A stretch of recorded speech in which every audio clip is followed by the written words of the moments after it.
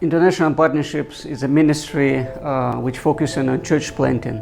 We do this ministry since 1997, but as you know, over a year we have a war with Russia in our eastern part of country. As a ministry and as churches, we cannot do ministry the same way.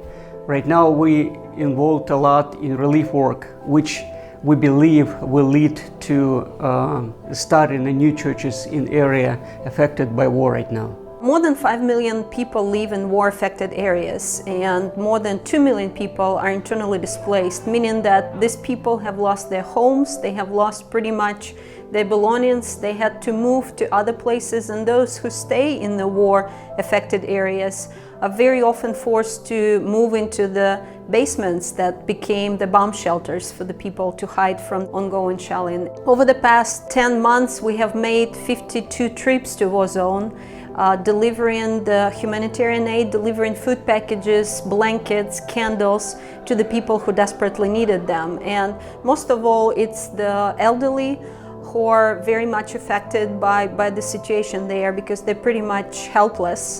They're left on their own. It's also families with children who were not able to leave the war-affected areas. And we have right now winter coming up, and we were hoping last year that by now the war would be over. Unfortunately, it's very far from that. So we're preparing for another very difficult winter, and we really need help of Christian family, not just in Ukraine, but in other countries, to help us bring the food, bring the blankets to the people who live in the war zone, who live in the buffer zone very close to shelling.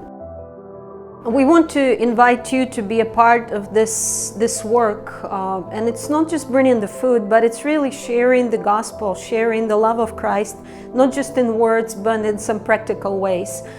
If you can be a part of this effort, the food package is only $4, and it could last somebody a week or 2 weeks, help them not suffer the pains of starvation and hunger. We're grateful for ongoing support from your church, of the ministry, and we ask you to join us in this challenging but very important times in the life of our country.